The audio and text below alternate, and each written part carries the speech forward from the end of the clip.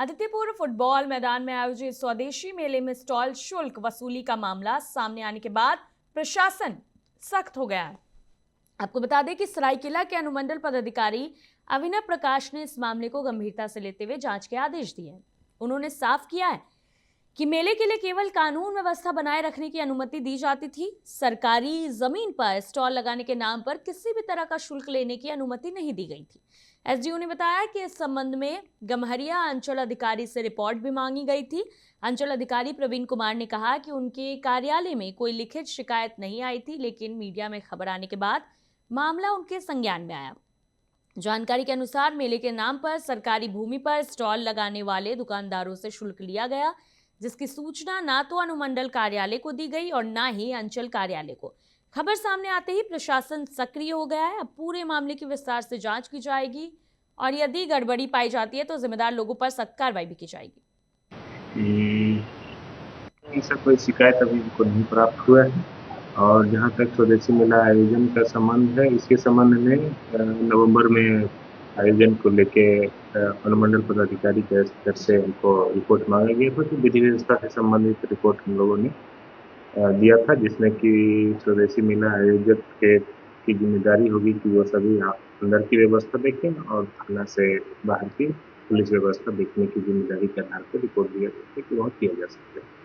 Sir, लेकिन हमारे पास इसका प्रमाण है, हमने खबर भी चलाई और दुकानदारों ने खुद कहा है कि इनसे 10,000, 12,000, 15,000 की वसूली की गई।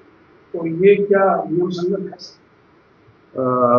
दुकानदारों से पैसे की वसूली को लेके हमारे पास जानकारी नहीं है। यदि आपके स्तर से जानकारी मिली है तो हम इसका जांच करवाते हैं कि किसे इसका वसूली किया जा रहा है और आपस में उनका क्या है, जिसके किस शर्त के आधार पर वसूली किया। ऐसा है कि इसका परमिशन अनुमंडल स्तर से दिया गया था।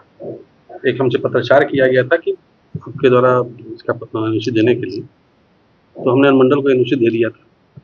जो ये मेला स्वदेशी मेला लगा हुआ है वो अनुमंडल से विधिवत परमिशन लेके ही लगाया गया है। हमारे स्तर से वहाँ के सफाई कार्य को देखा जा रहा है। जो शुल्क है वो प्रतिदिन के हिसाब से हम लोगों ने स्वदेशी मेला पर लगाया हुआ है।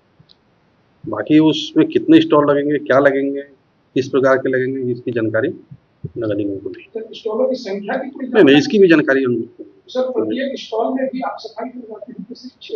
नहीं, जो जागरण स्वदेशी मेला का जो मेला लगा हुआ उस परिसर को हम लोग सफाई कराते हैं। जो हम लोगों ने उसके आप उससे प्रतिदिन के हिसाब से चार्ज भी फिक्स करते हैं, तो हम लोग करते हैं। तो सरकारी भूमि पर अगर शुल्क वसूली हो रही है क्योंकि पूर्व में भी अनुमंडल के स्तर से इसका एनओसी दिया जाता था, या कह सकते हैं कि परमिशन दिया जाता था, तो वहाँ से ही परमिशन दिया गया है स्वदेशी मेला को लगाने की।